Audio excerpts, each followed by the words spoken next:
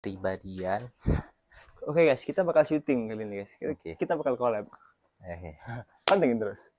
Siap.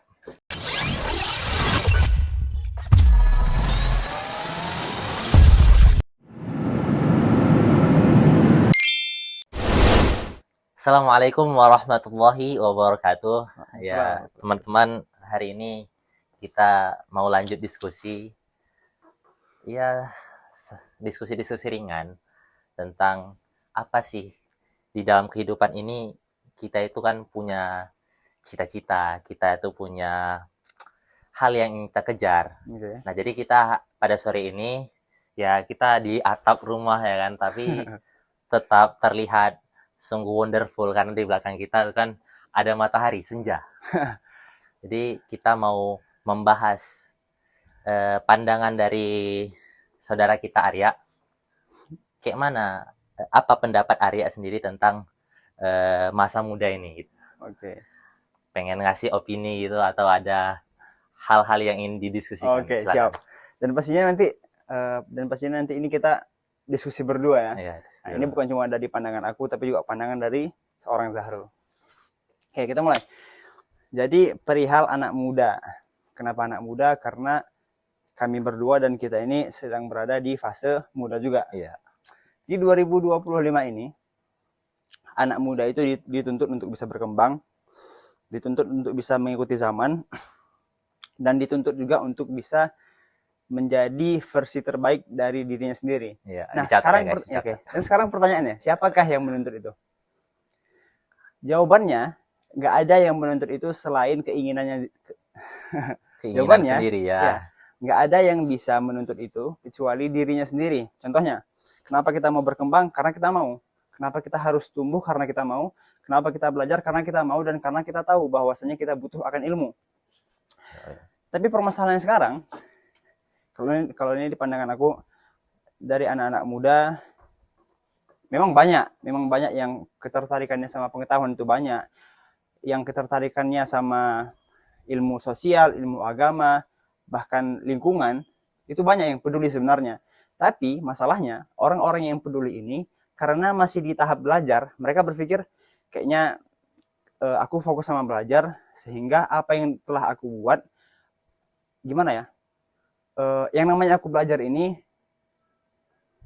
gimana sih bilangnya, kayak kita lagi belajar nih, kita merasa, ya hari ini bukan hari aku untuk membuat karya, hari ini bukan hari aku untuk membuat, misalkan konten, tapi hari ini adalah hari aku fokus belajar. Nanti ketika aku selesai kuliah atau ketika aku tamat SMA, barulah aku menciptakan sesuatu. Sedangkan yang akhirnya membuat nama anak muda ini sedikit terkotori adalah orang-orang yang tidak belajar, yang tidak ada ketertarikannya sama ilmu, dan cara pandangnya berbeda sama orang yang belajar. Kalau orang yang belajar tadi, dia kan mikir lagi nih, hari ini aku belajar, aku berkaryanya 1 tahun lagi. Tapi kalau orang yang nggak belajar, dia bakal joget-joget. Dia latihan joget-joget hari ini, buat video jogetnya juga hari ini. Jadi otomatis orang-orang yang berkarya, yang seharusnya bisa berkarya dengan baik, tapi tidak memunculkan dirinya, itulah yang akhirnya menjadikan pandangan anak muda ini sedikit dipandang gimana ya, value-nya agak rendah mungkin, atau ketertarikannya sama ilmu sedikit. Nah, gitu sih kalau dari aku. Menarik ya. Tapi apakah anak-anak muda ini, kan kalau misalnya kita kan sekarang lihat di zaman 2025 ini, memang nggak di zaman 2025 ini tidak ada satupun yang tidak dilandasi dengan digitalisasi, ya kan? Betul. Nah, contohnya HP sendiri ya kan, HP sendiri. Apakah itu tidak menghambat kepribadiannya menjadi lebih mempunyai value? Bagaimana pendapat sendiri? Ya, sebelum aku ngasih pendapatku, coba aku mau nanya pendapat dari Zahrul gimana? Tentang anak muda ini. Tentang apakah gadget atau teknologi itu bisa menghambat pertumbuhannya mereka? Nah, gitu. Kalau dari pendapat aku sih, bisa kalau dia nggak memanfaatkannya dengan baik. Itu intinya. Kalau dia mau jadikan gadget ini sebagai yang macam dibilang tadi, aku tadi sangat setuju dengan eh, apa namanya tadi perspektif Arya dengan statement Arya bahwa pemuda tanpa karya itu macam nggak pemuda. Itulah, aku bisa mengibaratnya gitu ya. Pemuda tanpa karya itu ibaratnya nggak pemuda. Ya meskipun dia nggak dinampakkan, tapi dia punya karya. Jadi aku karena memang latar belakang aku itu sebagai orang yang suka seni, aku suka dengan hal-hal seperti kaligrafi, tipografi dan lain sebagainya. Jadi aku pengen punya sebuah karya. Dan aku tuh berpunya pendapat bahwa karya itu sangat penting bagi anak muda. Nah, kembali ke gadget tadi.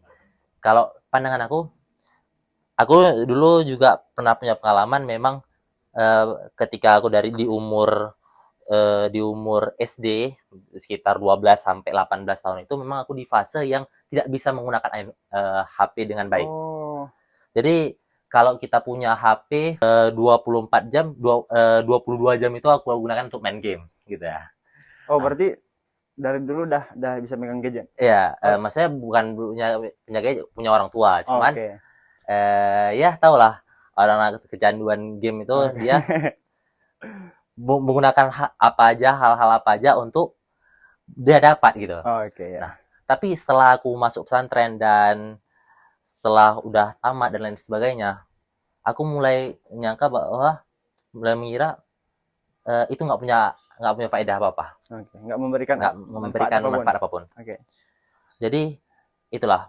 Jadi gimana caranya agar bisa bermanfaat HP yang kita itu yang macam saya bilang tadi, kita melahirkan karya. Betul. Melahirkan karya baik itu di media sosial mungkin, atau kita bisa ngelukis atau buat e-book dan lain sebagainya, itu bermanfaat.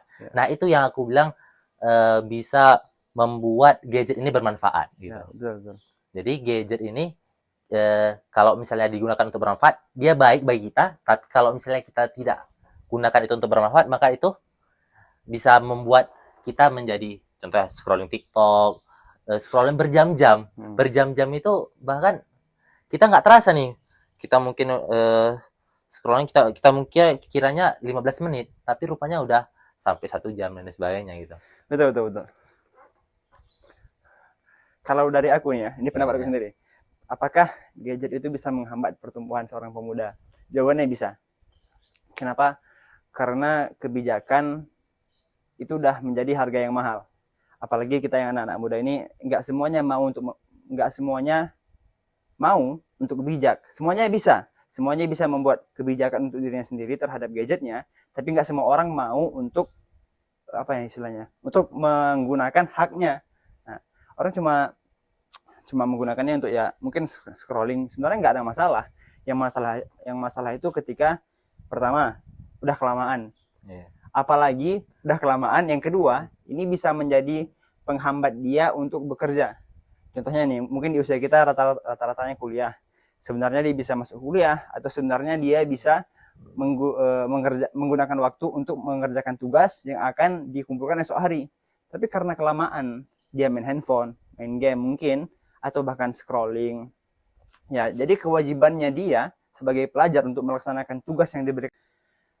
Jadi kalau ditanya apakah gadget ataupun smartphone, jawabannya bisa.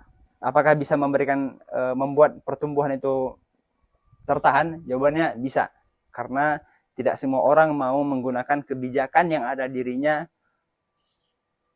di kehidupan sehari-hari gitu.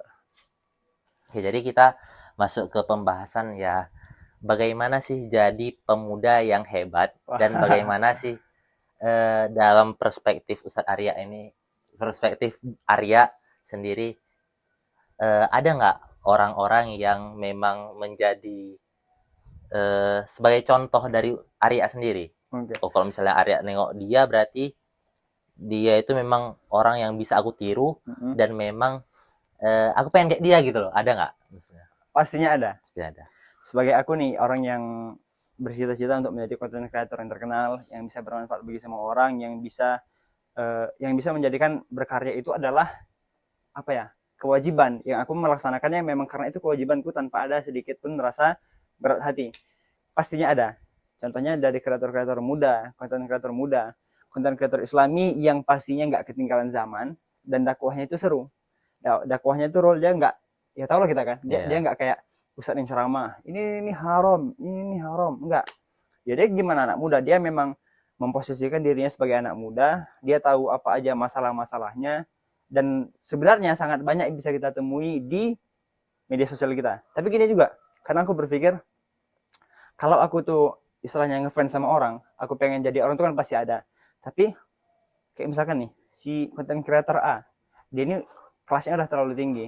Istilahnya kayak, ya aku kalau mau nanya apa-apa sama dia nggak mungkin.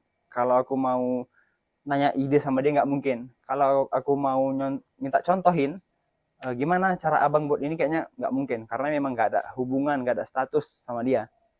Akhirnya aku berpikir, sebenarnya banyak orang-orang yang dekat aku, yang posisinya dekat aku, yang bisa aku jadikan sebagai sarana belajar juga. Contohnya Zahrul sendiri, konten kreator. Semangatku muncul ya karena Zahrul, dibantu dengan kawan-kawan yang lain. Memang sekarang ini gini, sekarang ini masanya merintis kan gitu kan. Nah, kenapa kita punya sifat insecure? Insecure itu muncul karena kita selalu melihat di YouTube itu, di YouTube, di Instagram, di TikTok orang yang udah jadi. Nah, kita nggak baik tuh melihat orang-orang yang kayak konten kreator yang masih ya pemula, yang mungkin kita nilai kontennya apa sih. Kita nggak banyak mengonsumsi konten orang itu. Kita terlalu banyak mengonsumsi konten orang yang udah di atas. Nih tangganya udah dari atas. Jadi di otak kita itu udah terdoktrin bahwasanya aku pengen sukses. Tapi kita nggak tersemangati dengan konten kreator yang masih muda gini. Gitu. Jadi memang aku mau kasih garis bawah bahwa memang kita hidup di zaman 2025 ini kan memang kita udah jadi modern kali memang. Betul. Jadi dakwah itu bukan hanya sekedar di masjid-masjid. Jadi aku lebih apakah memang profesi kita berdua memang sebagai seorang content creator. Jadi dimanapun kita bisa berdakwah, khususnya di media sosial.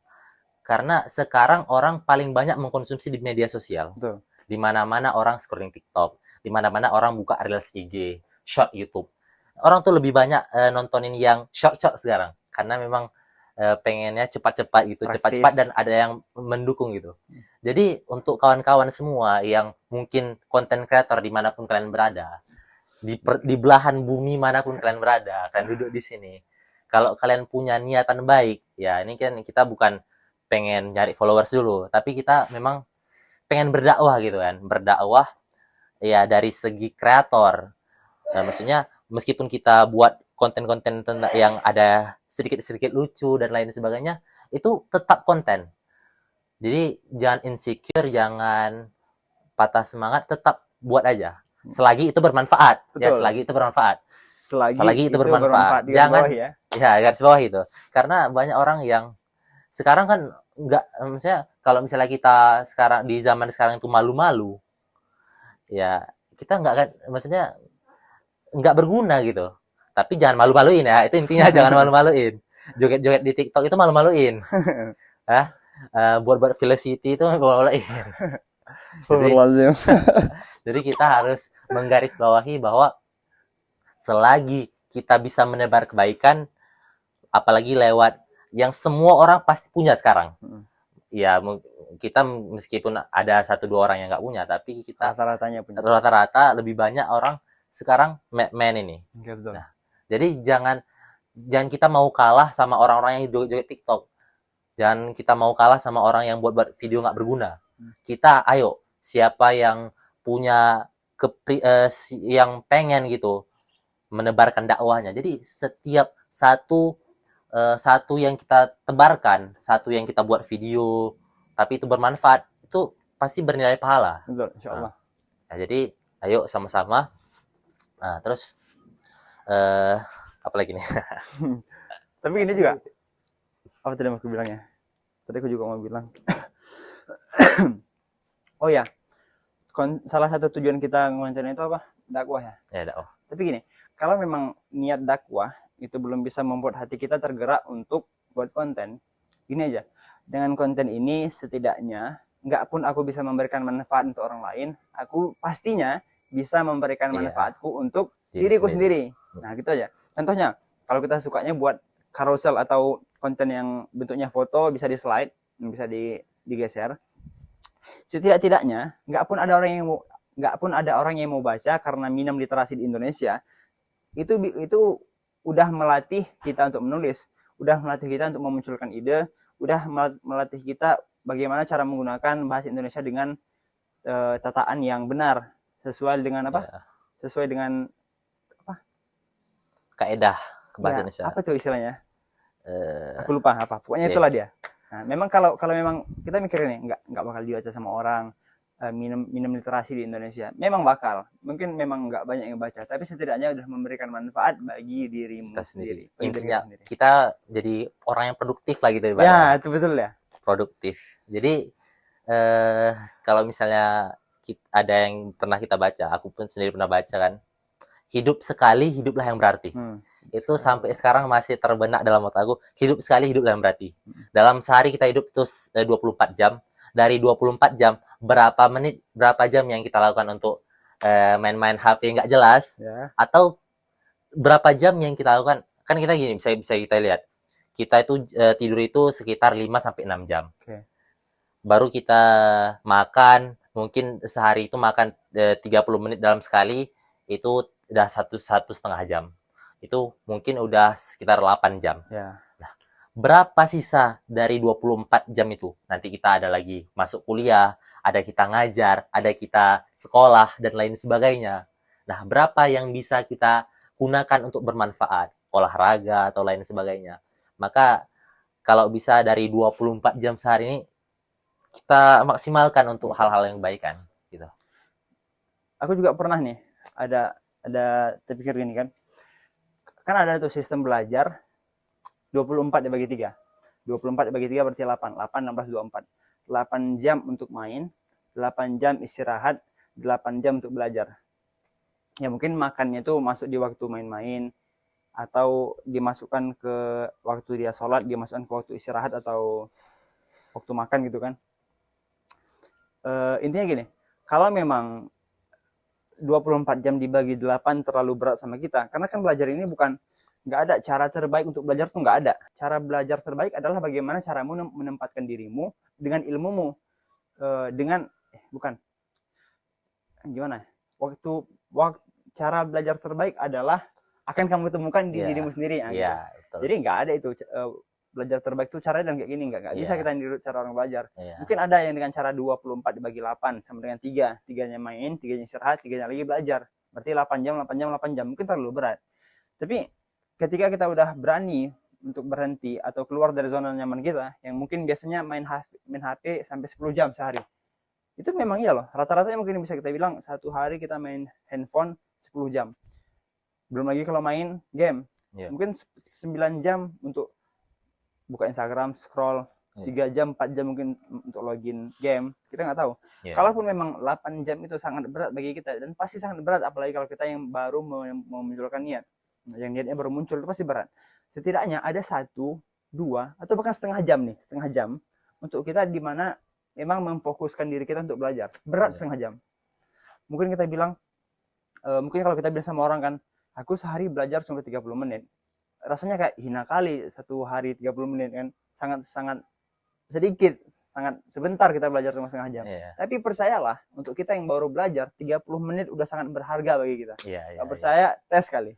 Lebih berharga daripada orang yang nggak belajar sama sekali di hari itu. Itu dia.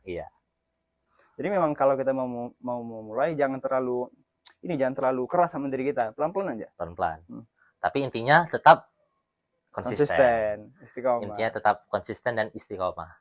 Betul. Karena Rasulullah SAW pernah berkata dalam suatu hadisnya, pekerjaan yang sangat aku cintai adalah meskipun sedikit, meskipun kecil, tapi terus berlanjut. Betul. Terus berlanjut. Dan memang kita di konsisten ini kita memang memerlukan energi tambahan gitu kan. Capek. Memang capek. Cuman memang hasilnya itu nggak bakalan datang sehari atau 2 hari. Mungkin setelah kita 100 hari, 200 hari. Tapi percayalah pasti akan datang. Ya, Pasti betul. akan datang. Betul sekali, guys. Tapi kapan kita percaya bahwa itu akan datang? Di kesabaran kita. Intinya di kesabaran kita. Keren, Jadi keren, keren. di kesabaran Di kita. kesabaran kita dia akan datang. Di Iya. kesabaran kita. Iya. Betul, keren. Di kesabaran kita. Mungkin kalau misalnya Ustadz Arya sendiri ya, buat konten gitu, buat konten. Mungkin nggak bakalan FYP di waktu yang 2 kali atau 10 kali. Ya. Mungkin di 100 konten ada satu aja yang FYP. Di Gitu. kesabaran kita. Ya, di kesabaran kita intinya ya. Di kesabaran kita. Okay. Jadi ya untuk ini bukan cuma untuk hal-hal perihal konten dan lain sebagainya. Kita mempunyai suatu bidang tertentu pun kita harus sabar. Nah, itu sabar. Jadi di kesabaran itu ada kemenangan lah ibaratnya kan. Betul. Di kesabaran ada kemenangan. Keren hari ini, keren. Pembahasan yang ringan tapi ya betul gitu. Apa yang dibahas tuh ada isinya, kena ya. Oke. Ya. Jadi sebenarnya intinya di sini kami mau sampaikan berkarya itu penting, teman-teman. Ya. Berkarya itu penting. Kan kalau kita menulis akan dikenal sama dunia.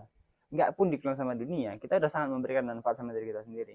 Dan setidak-tidaknya nggak pun dunia yang akan mengenal kita, orang yang terdekat itu nanti pas kita mati bisa menjadikan omongannya, ceritanya kepada orang lain bahwasanya dulu si Anu ini dia baik, dia seorang penulis buku yang isinya dakwah. Mungkin dari situ bisa menjadi pahala yang mengalir sama kita, yang pastinya akan membantu kita nanti di hari akhir. Ya. Jadi teruslah berkarya ya kan, intinya berkarya. Mau dia itu dengan profesi dia masing-masing, dengan bidangnya masing-masing. Seorang arsitek berkarya dengan ilustrasi-ilustrasinya, seorang penulis berkarya dengan tulisan-tulisannya, seorang konten kreator berkarya dengan video-videonya.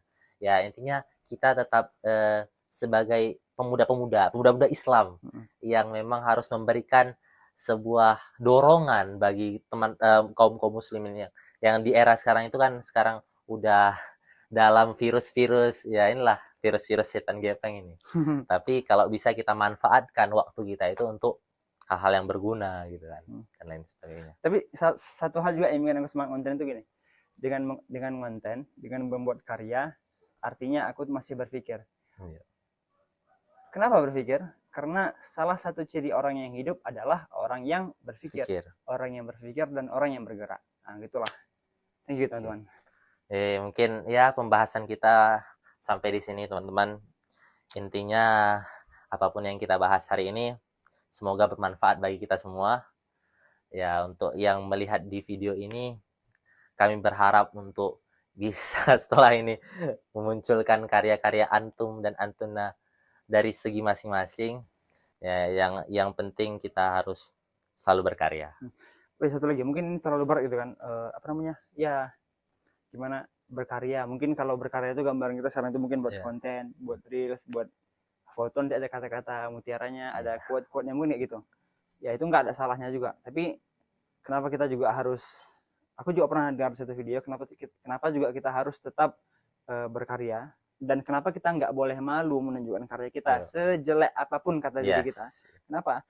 Karena di masa sekarang ini di mana orang tidak malu lagi untuk menunjukkan kesalahan-kesalahannya. Mungkin dari dosanya, mungkin dari maksiatnya. Semua orang pasti punya itu, pasti punya dosa, tapi semua punya dosa dan semua punya maksiat. Tapi ya kita masih berusaha menutupi. Dan di zaman sekarang ini, di saat orang tidak malu ya kan menunjukkannya, artinya kita sebagai orang yang membuat sebuah kebenaran lah kita bilang, juga nggak boleh malu. Jangan mau kalah sama orang yang tidak malu akan dosa-dosanya, begitu teman-teman. Ingat, gini, semua orang pasti punya dosa. Allah menutupi dosa orang. Kan gini, ada sebuah hadisnya, Allah menutupi aib seseorang apabila seseorang itu menutup aib saudaranya sendiri. Aib saudaranya aja harus dijaga, apalagi aib diri kita sendiri kan gitu kan. Nah, jadi intinya aib kita ini, kalau kita punya dosa, kalau kita hilaf, kesalahan, maka janganlah kita tunjukkan. Gitu. Tunjukkan yang baik aja sih. Yang baik aja. Intinya bermanfaat. Betul. Ya, mungkin sampai di sini diskusi kita pada sore ini. Oke. Semoga bisa bermanfaat bagi kita semua dan sampai jumpa di diskusi-diskusi selanjutnya. Wassalamualaikum warahmatullahi wabarakatuh. Waalaikumsalam warahmatullahi wabarakatuh.